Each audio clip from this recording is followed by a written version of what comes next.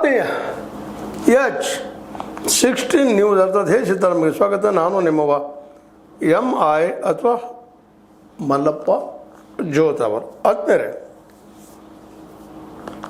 ನಿನ್ನೆ ನಮ್ಮ BJP ರಾಷ್ಟ್ರೀಯ ಅಧ್ಯಕ್ಷರು ನಿತಿನ್ ನವೀನ್ ಬೆಂಗಳೂರಲ್ಲಿದ್ದರು, ಮಾತಾಡಿದರು. ನೀವೆಲ್ಲ ಕೇಳಿರ್ತೀರಿ, ನೋಡ್ಲಿತ್ತೀರಿ. ದೊಡ್ಡ ಸುದ್ದಿನೂ ಆಗಿದೆ. ಸ್ಪಷ್ಟವಾಗಿ ಒಂದು ಸಂದೇಶ ಕೊಟ್ಟಿದ್ದಾರೆ. ನೀವು ಒಗ್ಗಟ್ಟಾಗಿರಬೇಕು ಅನ್ನುವಂಥದ್ದು. ಮತ್ತು ಅವರ ಬಾಡಿ ಲ್ಯಾಂಗ್ವೇಜ್ ನೋಡಿದಾಗ, ಅವರನ್ನು ಸಹಜವಾಗಿ ನೋಡಿದಾಗ, ವಿಶೇಷವಾಗಿ ಅವ್ರ ಒಲವು ಯಡಿಯೂರಪ್ಪನವ್ರ ಕಡೆಗೆ ಇದೆ ಅನ್ನೋದು ಸ್ಪಷ್ಟ ಆಗ್ತಾ ಇದೆ. ಹೀಗಾಗಿ ವಿರೋಧಿಗಳ ವಿರೋಧ, ಯಾರ ವಿರೋಧಿಗಳು? ವಿಜೇಂದ್ರರವರ ವಿರೋಧಿಗಳ ವಿರೋಧ ಮೋಸ್ಟ್ಲಿ ಇದರಿಂದ ತಣ್ಣಗಾಗ್ಬೋದು, ಇಲ್ಲ ಸಿಡಿದು ಹೋಗ್ಬೋದು. ಎರಡಕ್ಕೂ ಒಂದಾಗ್ತದೆ. ಎರಡಕ್ಕೂ ಅವ್ರು ಗಟ್ಟಿಯಾಗಿದ್ದಂಗೆ ಕಾಣ್ತದೆ. ಯಾಕಂದ್ರೆ ನೀವು ಒಗ್ಗಟ್ಟಾಗದಿದ್ದರೆ ಗೆಲ್ಲಲಿಕ್ಕೆ ಸಾಧ್ಯನೇ ಇಲ್ಲ ಅನ್ನುವಂಥ ಸ್ಪಷ್ಟ ಮಾತನ್ನು ಮಾತಾಡ್ತಾ ಇದ್ದಾರೆ. ನಿಮ್ಮಲ್ಲಿ ಒಗ್ಗಟ್ಟು ಇಲ್ಲ, ಒಬ್ಬರದೊಬ್ರು ಚಾಡಿ ಹೇಳ್ತೀರಿ, ಅವ್ರ ಬಗ್ಗೆ ನೀವು ಹೇಳ್ತೀರಿ, ನಿಮ್ಮ ಬಗ್ಗೆ ಅವ್ರು ಹೇಳ್ತೀರಿ ಅನ್ನುವಂಥ ಮಾತನ್ನು ಮಾತಾಡಿದ್ದು ನೋಡಿದ್ರೆ ಇದು ನೀವು ಬಿಡಬೇಕು ಅಂತ. ನಿಮ್ಮ ಜಗಳ ಬಿಟ್ಟು ಒಗ್ಗಟ್ಟಾಗಿ ಹೋರಾಟ ಮಾಡಿದರೆ ಗೆಲ್ತೀರಿ, ಇಲ್ಲದ್ರೆ ಇಲ್ಲ. ಸತ್ಯದ ಮಾತಿದ, ಒಗ್ಗಟ್ಟಿನಿಂದ ಸಾಧ್ಯದ. ಸ್ವತಂತ್ರವಾದ ಮೀಡಿಯಾಗೆ ಬೇಕಾಗಿರುವುದು ಸ್ವತಂತ್ರ ಧ್ವನಿ. ಆ ಸ್ವತಂತ್ರ ಧ್ವನಿ ಉಳಿಸಲು ನೀವು ಮಾಡಬೇಕಾದದ್ದು ಇಷ್ಟೇ. ಅದೇನಪ್ಪಾ ಅಂತಂತಂದ್ರೆ, ನಿಮ್ಮ ಕೈಲಾದಷ್ಟು ಸಹಾಯ ಈ ಚಾನಲ್ಗೆ ಮಾಡಿ ಹಾಗೂ ನಿಮ್ಮ ಧ್ವನಿಯನ್ನು ಕಾಪಾಡಿಕೊಳ್ಳಿ. ಇನ್ನೊಂದು ಮಾತ್ರ ನಾವು ವಿರೋಧಿಗಳಿಗೆ ಕೇಳುವಂಥದ್ದು ಏನಪ್ಪ ಅಂದ್ರೆ, ಹೌದು ಯಡಿಯೂರಪ್ಪನವ್ರು ಭ್ರಷ್ಟ ಇದ್ದಾರೆ, ಜೈಲಿಗೆ ಹೋಗಿ ಬಂದಿದ್ದಾರೆ, ಅವ್ರ ನಂತರ ಅವ್ರ ಮಗನ ತರ್ತಾ ಇದ್ದಾರೆ, ಎಲ್ಲ ಕರೆ.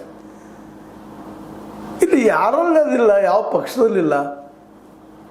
ಇದ್ರ ಬಿಟ್ಟು ಸಪ್ರೇಟಾಗಿ ನೀವು ವಿರೋಧಿಗಳಿದ್ದಂಥವರು ಪ್ರಾಮಾಣಿಕವಾದ, ಒಳ್ಳೆಯ ಮನಸ್ಸಿನ, ಅದರಲ್ಲೂ ಭ್ರಷ್ಟಾಚಾರ ರಹಿತವಾದಂತಹ ನಿಮ್ಮಲ್ಲಿ ಯಾರಾದರೂ ಆಡಳಿತ ಮಾಡಲಿಕ್ಕೆ ಅಥವಾ ಒಂದು ಸಂಘಟನೆ ಮಾಡಲಿಕ್ಕೆ ಸಾಧ್ಯದನಾ?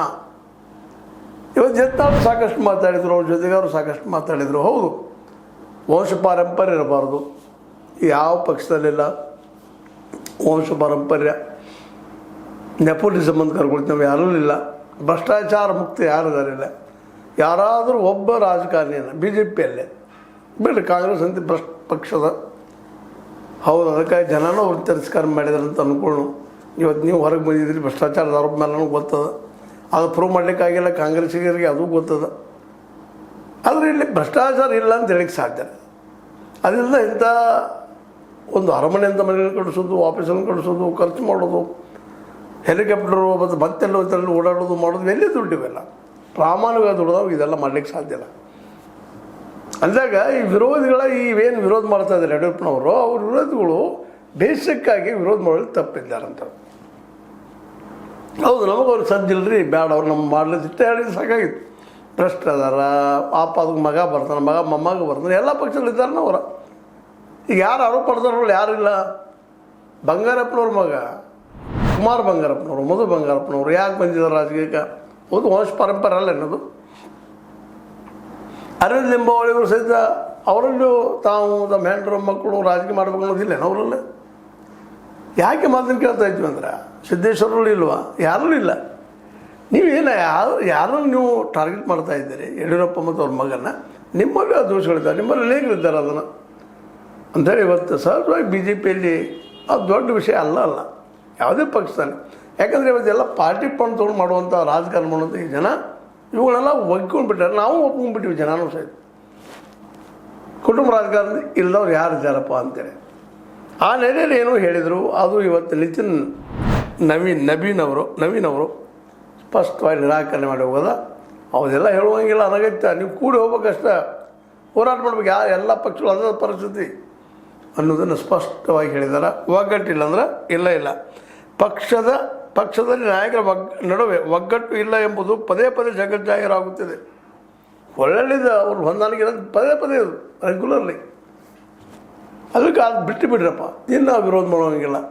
1 ಪ್ರೋಗ್ರಾಮ್ 2020 ಬಂತು, ಕೂಡಿ ಹೋಗಲೇಬೇಕು. ನಾವು ಯಡಿಯೂರಪ್ಪನ ಆಯ್ಕೆ ಮಾಡ್ಕೊಂಡಿದ್ದೀವಿ, ಮುಗಿದೋಗ್ಯದ, ಚೇಂಜ್ ಆಗೋದಿಲ್ಲ ಅನ್ನೋದನ್ನು ಡೈರೆಕ್ಟಾಗಿ ಹೇಳ್ತಾ ಇದ್ದಾರೆ. ಮೋಸ್ಟ್ಲಿ ಡೈರೆಕ್ಟಾಗಿ ಹೇಳಿರ್ಬೋದಲ್ಲೇ ಒಳಗೆ ಎಲ್ಲಿ ನಡೆದು ಹಿರಿಯ ನಾಯಕರ ಜೊತೆಗೆ. ಯಾಕಂದ್ರೆ ಈಗ ಅವ್ರು ಯಾರು ಹೌದಪ್ಪ ವಿಜಯೇಂದ್ರ ಅವ್ರನ್ನ ನಾವು ಬದಲು ಮಾಡಿದರೆ ಅದಾನ ಯಾರಪ್ಪ, ಯಾರಿಗೆ ಕೊಡೋದು, ಯಾವ ದೋಷ ಮುಕ್ತರು ಯಾರಿದ್ದಾರೆ, ಒಬ್ಬರ ಹೆಸರು ಹೇಳ್ರಿ ಅಂತ ಅನ್ನೋಂಗೆ ಅದಾವಲ್ಲೇ ಮಾತುಗಳು. ಅವ್ರ ಮಾತನ್ನು ನೋಡಿದಾಗ ನೀವು ಕೂಡಿ ಹೋಗಬೇಕು, ಇಲ್ಲಾಂದ್ರೆ ಇಲ್ಲ, ಅಂದರೆ ನೀವು ಬೇಕಾದ್ರೆ ವಿರೋಧಿಗಳಿದ್ದಂಥ ವಿರೋಧ ಮಾಡುವಂಥವ್ರು ನೀವು ಹೊರಗೆ ಹೋದ್ರೆ ಅಡ್ಡಿ ಇಲ್ಲ ಅನ್ನುವಂಥದ್ದು ಇದ್ರ ಮೆಸೇಜಲ್ಲಿ ಕೊಟ್ಟಿದ್ದಾರೆ. ಮತ್ತು ಇವತ್ತು ವಿರೋಧಿಗಳ ಗುಂಪು ದ್ವಾರದಾಗಿ ಕಾಣ್ತಾ ಇಲ್ಲ, ಒಂದು ಸ್ವಲ್ಪ 3-4 ಜನ ಉಳ್ದಾರ ಅಂತ ಕಾಣ್ತದೆ ಅವರಲ್ಲೇ, ಅವ್ರಿಗೂ ಆ ಪ್ರಮಾಣದ ಧ್ವನಿ ಹೇಳ್ತಾ ಇಲ್ಲ. ಮತ್ತು ಯತ್ನಾಳರ ಬಾಯಿಂದಾಗೆ ಸಾಕಷ್ಟು BJP ಮುಜುಗರನ್ನು ಅನುಭವಿಸಿದ್ದು ಸಹ ತಿನ್ನಿಸ್ಕೊಳ್ಳಲ್ಲ. ಅದಕ್ಕೆ ಈಗ ಮತ್ತೆ ಹೊಸವೇನು ಬೇಕಾಗಿಲ್ಲ, ಈಗ ಒಬ್ಬನ ಹೊರಗೆ ಹಾಕಿಬಿಟ್ವಿ ನಾವು ಈಗಾಗಲೇ, ನಾಳೆ ನಿಮ್ಮನ್ನೋದು ಹೊರಗೆ ಹಾಕ್ತು ಅನ್ನುವಂಗೆ ಮೆಸೇಜ್ ಇರ್ತವ್ರು. ಇನ್ನು ವಿರೋಧಿಗಳು ಅವರು ವಿಚಾರ ಮಾಡುವಂಥದ್ದು. ಆದರೆ ಇದರಿಂದ ಯಡಿಯೂರಪ್ಪನವ್ರು ಮತ್ತೆ ಆನೆ ಬಲ ಬಂದಂಗೆ ಆಗ್ಯದ, ಮತ್ತು ಹೊಸ ಹೊರಗೆ ಬಂದಂಗೆ ಆಗಿದೆ. ಯಾಕಂದ್ರೆ ಅವ್ರು ತಮ್ಮ ಮಗನ ಬಗ್ಗೆ ಅಷ್ಟೇ ಯೋಚನೆ ಮಾಡ್ತಾ ಇದ್ದಾರೆ. ಅದ್ರ ಜೊತೆಗೆ ನಮ್ಮ ಮಗ ಮುಖ್ಯಮಂತ್ರಿ ಆದ್ರೆ ಬೇಕಾದ್ರೆ ಮಾಡೋಣ ನಾವು ಅನ್ನುವಂಥ ಮನಸ್ಥಿತಿಗಳು. ಇದೇ ಮನಸ್ಥಿತಿ ದೇವೇಗೌಡರದ್ದು ಅದ, ಇದೇ ಮನಸ್ಥಿತಿ ಇವ್ರದ್ದು ಅದ, ತಮ್ಮ ಮಕ್ಕಳು ಆಗ್ಬೇಕಪ್ಪ ಅಂತೇಳಿ. ಅದರಿಂದ ಅವ್ರು ಹೊಂದಾಣಿಕೆ ಆಗದೆ ಹೋಗ್ಬೋದು. ಅದಕ್ಕೆ ಅದು ಆಗಬಾರ್ದು, ಎಲ್ಲ ಕೂಡಿ ಹೋಗೋಣ ಅಂತ ಮಾತು ಮೆಸೇಜ್ ಕೊಡ್ತಾ ಇದ್ದಾರೆ. BJP ಇದ್ದಿದ್ದು ಹೊಂದಾಣಿಕೆ ಮಾಡ್ಕೊಂಡು ಹೋಗ್ಬೇಕು, ಇದರಿಂದ ಹಿಂದಿನ ಇರ್ಷೆಗಳು ಸಹಿತ ಎಲ್ಲ ಬಿಡಬೇಕು ಅನ್ನೋಂಥ ಮಾತು ಸ್ಪಷ್ಟವಾಗಿ ಹೇಳಿದ್ರಿಂದಾಗೆ. ಮತ್ತು ನೀವು ಹಿಂಗೆ ಬಡದಾಡ್ದು ಹೋದ್ರೆ ನೀವು ಎಂದೂ ಗೆಲ್ಲುವುದಿಲ್ಲ ಅನ್ನೋಂಥ ಮಾತು, ವಿರೋಧ ಪಕ್ಷ ಆಗಿರಬೇಕು, ವಿರೋಧಿ ಧಿಕ್ಕಾರ ಅಂತ ಹೋಗ್ಬೇಕು ಅನ್ನೋಂಥ ಪರಿಸ್ಥಿತಿ ಇರ್ತದೆ ನಿಮಗೆ ಅನ್ನೋಂಥ ಮಾತನ್ನು ಸ್ಪಷ್ಟವಾಗಿ ಹೇಳ್ತಾ ಇದ್ದಾರೆ. ಮತ್ತು ಎಲ್ಲರೂ ಒಕ್ಕಟ್ಟಿನಿಂದ ಕೂಡಿದಾಗ ಮಾತ್ರ ಇಲ್ಲಿ ಕರ್ನಾಟಕದಲ್ಲಿ ಸಿದ್ದರಾಮಯ್ಯ ಸರ್ಕಾರನ ಸೋಲಿಸಲಿಕ್ಕೆ ಸಾಧ್ಯ, ಇಲ್ಲಾಂದ್ರೆ ಸಾಧ್ಯ ಇಲ್ಲ.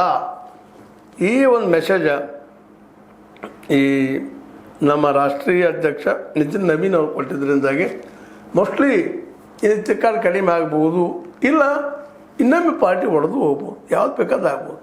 ಆದರೆ ಹೈಕಮಾಂಡ್ ಮಾತ್ರ ಒಂದು ನಿರ್ಧಾರಕ್ಕೆ ಏನು ಬಂದದಪ್ಪ ಅಂತಂದ್ರೆ ಅದು ಮೊನ್ನೆ ಬಂದಂಥವ್ರು ಯಾರೂ ಇಲ್ಲ. ಶಿವಪ್ರಕಾಶ್ ಇರಲಿ, ರಾಧಾಮೋಹನ್ ಅಗರ್ವಾಲ್ ಇರಲಿ, ಮತ್ತೊಬ್ಬರು ಇಲ್ಲಾದರೂ ಏನು ಮೆಸೇಜ್ ಕೊಟ್ಟಿದ್ದಾರೆ ಅಂದ್ರೆ ಇದೇ ವ್ಯಕ್ತಿನ ಮುಂದುವರಿಲಿ, ಜೂನ್ 5ಕ್ಕೆ ಇವ್ರನ್ನ ರಾಜ್ಯಾಧ್ಯಕ್ಷ ಮಾಡುವಂಥದ್ದು ಮುಂದಿನ 2028ರವರೆಗೆ ಅನ್ನುವಂಥ ಸ್ಪಷ್ಟ ಸಂದೇಶವನ್ನು ಈ ಸಂದರ್ಭದಲ್ಲಿ ಹೇಳಿದ್ರಿಂದಾಗೆ ಸಹಜವಾಗಿ ವಿರೋಧಿ ಬಲಕ್ಕೆ ಹಿನ್ನಡೆ, ಬಹುದೊಡ್ಡ ಹಿನ್ನಡೆ ಆಗಿದೆ. ಅದು ಹಿನ್ನಡೆ ಎನ್ನುವುದಕ್ಕಿಂತಲೂ ತಮ್ಮನ್ನ ವಿಮರ್ಶೆ ಮಾಡ್ಕೊಳ್ಳೋಂಥ ಸಂದರ್ಭ, ನಾವು ಎಲ್ಲಿ ತಪ್ಪಿದ್ವಿ, ಏನು ಕೇಳಬೇಕಾಯ್ತು ಅನ್ನುವಂಥದ್ದು ಎಲ್ಲಕ್ಕಿಂತ ಮುಖ್ಯವಾಗಿ ಒಗ್ಗಟ್ಟು ಕೂಡಿ ಹೋಗೋದು ಭಾಳ ಮುಖ್ಯದ. ಮತ್ತು ಈ ವಿಷಯದಲ್ಲಿ ತುರ್ತು ಮಾತ್ರ ಯಡಿಯೂರಪ್ಪನವರು ಬಲಿಷ್ಠ ಆಗ್ಯಾರ ಅನ್ನೋದು ಎರಡು ಮಾತಿಲ್ಲ. ಮತ್ತು ಇಂಥ ಸಂದರ್ಭದಲ್ಲಿನ ಈ ನಮ್ಮ JDS ಒಂದು ಮಾತುಗಳು ಕೇಳಿ ಬರ್ತಾ ಇದ್ದಾವೆ, ದೇವೇಗೌಡ ಮರು ಆಯ್ಕೆ ಕೋರಿಲ್ಲ ಅನ್ನೋಂಥ ಮಾತು. ಯಾಕಂದ್ರೂ ಗೊತ್ತಿಲ್ಲ, ಅದು ನಡೆದ ಚರ್ಚೆ ನೋಡೋದು. ಅದೇನೂ ಇರಲಿ, ಒಳ ಜಗಳ ಬಿಟ್ಟು ಭ್ರಮೆ ಬಿಟ್ಟು ಕೆಲಸ ಮಾಡಿರಿ. ಭ್ರಮೆಗಳು ಬೇಡ, ನನ್ನಿಂದ ಎಲ್ಲ ಆಗ್ತದೆ, ನಾನು ಎಲ್ಲ ಅನ್ನುವಂಥ ಮಾತುಗಳು ಬೇಡ. ಒಂದು ಚೆನ್ನಾಗಿ ಮಾತಾಡಿಕೊಂಡು ನೀವು ಹೊಂದಾಣಿಕೆ ಮಾಡ್ಕೊಂಡು ಹೋಗ್ರಿ, ಕೂಡಿ ಕೆಲಸ ಮಾಡಿರಿ. ನಾವು ಒಬ್ಬರಿಂದ ಗೆಲ್ತೀವಿ, ನಾವು ಈ ಒಂದು ಯಡಿಯೂರಪ್ಪನಿಂದ ಗೆಲ್ತೀವಿ, ಅಥವಾ ವಿಜಯೇಂದ್ರ ಗೆಲ್ತೀವಿ, ಅಥವಾ ಯತ್ನಾಳರಿಂದ ಗೆಲ್ತೀವಿ, ಅಥವಾ ರಮೇಶ್ ಜಾರಕಿಹೊಳಿ ಅವರಿಂದ ಗೆಲ್ತೀವಿ, ಕುಮಾರ್ ಬಂಗಾರಪ್ಪನವ್ರಿಂದ ಗೆಲ್ತೀವಿ, ಮತ್ತೆ ಅವ್ರಿಂದ ಗೆಲ್ತೀವಿ ಅನ್ನೋದು ಬಿಟ್ಟು ಬಿಡ್ರಿ, ನೀವು ವಾಸ್ತವಕ್ಕೆ ಬರ್ರಿ ಅನ್ನೋಂಥ ಮಾತು ಹೇಳಿ ಮೋಸ್ಟ್ ಪ್ರೊಬಬಲಿ ಗ್ರೀನ್ ಸಿಗ್ನಲನ್ನು ನಮ್ಮ ಏನಪ್ಪ ಅಂದ್ರೆ ವಿಜಯೇಂದ್ರ ಅವರಿಗೆ ನೀಡಿದ್ದಾರೆ ಅಂತ ಅನ್ನಿಸ್ತಾ ಇದೆ. ಮತ್ತು ಇಲ್ಲಿ ಬಂದು ಅವರು ಯಡಿಯೂರಪ್ಪನ ಜೊತೆಗೆ ಮಾತಾಡಿದಾಗಿರ್ಬೋದು, ಮೊನ್ನೆ ಒಂದು ಅಭಿಮಾನ ಉತ್ಸವ ನಡೆದಾಗೂ ನಮ್ಮ ಏನಪ್ಪ ಅಂದ್ರೆ ಮೇನ ಗೃಹ ಮಿನಿಸ್ಟರ್ ಬಂದು ಹೋಗಿದ್ದು, ಇವೆಲ್ಲನೂ ಗಮನಿಸ್ತಾ ಹೋದಂಗೆ ಮೋಸ್ಟ್ಲಿ ವಿರೋಧಿಗಳ ಹಿಡಿತ ಅದು ಮುಂದೆ ಹೋಗ್ಬೇಕು ಅನ್ನೋಂಥ ಒಂದು ಛಲ ಇಲ್ಲಿ ನಿಲ್ಲಬಹುದು ಅಂತೇಳಿ, ಇಲ್ಲ ಪಕ್ಷ ಬಿಟ್ಟು ಹೋದರೂ ಹೋಗ್ಬೋದು ಅನ್ನೋಂಥ ಮಾತು ಇಲ್ಲಿ ಕಾಣೋದನ್ನು ನೋಡಿದ್ರೆ ಮೋಸ್ಟ್ ಪ್ರೊಬಬಲಿ ಇದು ನಿಲ್ಲಬಹುದೇನೋ ಅನ್ನುವಂಥ ಮಾತು. ನೋಡ್ರಿ ಏನಾಗ್ತದೆ ಆಗಲಿ, ಯಾರು ನಿಲ್ತಾರೋ ಎಲ್ಲೋ ಬಿಡ್ತಾರೋ ಆ ಮಾತು ಬೇರೆ. ಆದರೆ ಒಳಜಗಳ ಮತ್ತು ಭ್ರಮೆ ಬಿಟ್ಟು ಕೆಲಸ ಮಾಡಿದರೆ ಮಾತ್ರ ಕೆಲಸ ಆಗ್ತದೆ. ಅದು ನಾವು ಮಾಡಿದ್ವಿ ಬಿಹಾರದಲ್ಲಿ, ವೆಸ್ಟ್ ಬೆಂಗಾಲದಲ್ಲಿ ಅಂಥ ಎಲೆಕ್ಷನ್ ನಾವು ಇಲ್ಲಿ ಮಾಡ್ತೀವಿ ಅನ್ನೋಂಥ ಮಾತು ಹೇಳೋ ಮೂಲಕ ಈ ಒಂದು ಏನಪ್ಪ ಅಂತಂದ್ರೆ ಪಾರ್ಟಿಯಲ್ಲಿ BJPಯಲ್ಲಿ ಒಡಕನ್ನು ತ್ಯಾಪಿ ಕೆಲಸ, ಹಚ್ಚು ಕೆಲಸ ಮಾಡಿದರು. ಇದು ಎಷ್ಟು ಮಟ್ಟಿಗೆ ಯಶಸ್ವಿ ಆಗ್ತದೆ ನೋಡೋಣ. ಮುಂದಿನ ದಿನದಲ್ಲೇ ವಿರೋಧಿಗಳು ಏನು ಮಾಡ್ತಾರೆ, ಎಂಥ ಸ್ಟೆಪ್ ಇಡ್ಬೋದು ಅನ್ನೋ ಸಹಿತ ಗಮನ ಹರಿಸಿ ಮುಂಬರುವ ದಿನ ನಡೆಯುವಂಥ ಒಂದು ಕಾರ್ಯಕ್ರಮ ಬಗ್ಗೆ ನಿಮ್ಗೆ ವಿಶ್ಲೇಷಣೆ ಮಾಡ್ತಾ ಹೋಗ್ತಾ ಇರ್ತೀನಿ. ನಿಮ್ಗೆ ಲೈಕ್ ಮಾಡ್ತಾರೆ, ಶೇರ್ ಮಾಡ್ತಾರೆ, ಕಾಮೆಂಟ್ ಮಾಡ್ತಾರೆ, ಸಬ್ಸ್ಕ್ರೈಬ್ ಆಗೋದು ನಿಲ್ಲಿಸ್ಬಾರ್ದು. H16 ನ್ಯೂಸ್ ಅರ್ಥಾತ್ ಹೆಚ್ಚು ತಲುಪಿದು ಸತ್ಯದ ಕೈಗಂಡಿ ವಂದನೆಗಳು. ಆತ್ಮೀಯ ಸಾರ್ವಜನಿಕರಲ್ಲಿ H16 ಅರ್ಥಾತ್ ಹೇ ಸೀತಾರಾಮದಿಂದ ಒಂದು ಮನವಿ. ಈ ಸಂಸ್ಥೆ ಭ್ರಷ್ಟಾಚಾರ, ಅನ್ಯಾಯ, ಅತ್ಯಾಚಾರಗಳಿಂದ ನೊಂದವರ ವೇದಿಕೆ. ಅನ್ಯಾಯಕೋರರ, ಭೂಗಳ್ಳರ ನಶಾ ಸಾರಾಯಿ ಮಾಫಿಯಾಗಳ ವಿರುದ್ಧದ ಧ್ವನಿ, ರೈತರ ಕೂಲಿಕಾರ ಕಾರ್ಮಿಕರ ಬಿದ್ದ ಸಮುದಾಯ ಜನರ ಧ್ವನಿ ಬೆಂಬಲವಾಗಿ ನಿಂತು ತನುಮನ ಧನದ ಸಹಾಯಕ್ಕೆ ಸಾರ್ವಜನಿಕರಲ್ಲಿ ಕೋರಿಕೆ. ದಾನದ ಸಹಾಯ ನೀಡಿ ಸ್ವಾತಂತ್ರ್ಯ ಪತ್ರಿಕೋದ್ಯಮ ಉಳಿಸಿ ಬೆಳೆಸಿ. ವಂದನೆಗಳು. ತಮ್ಮನ್ನೇ ನಂಬಿರುವ ಮಲ್ಲಪ್ಪ ಇ ಜೋತಾವರ್. ಈ ಕೆಳಗಿನ QR ಸ್ಕ್ಯಾನ್ ಮಾಡಿ ಅಥವಾ ಈ ನಂಬರ್ ಅಂದರೆ 7411402405ಗೆ ಇಲ್ಲ 9686864852ಗೆ ನೀವು ಫೋನ್ಪೇ ಮಾಡಿ, ಪೇಟಿಎಮ್ ಮಾಡಿ ಅಥವಾ ಇನ್ನಾವುದೇ ಮಾಧ್ಯಮದಿಂದ ಗೂಗಲ್ ಮೂಲಕ ಸಹಾಯ ಮಾಡಿ ಈ ಪ್ರಾಮಾಣಿಕ ಪತ್ರಿಕೋದ್ಯಮವನ್ನು ಉಳಿಸಿ ಅಂತ ಮತ್ತೊಮ್ಮೆ ಮನವಿ. ವಂದನೆಗಳು.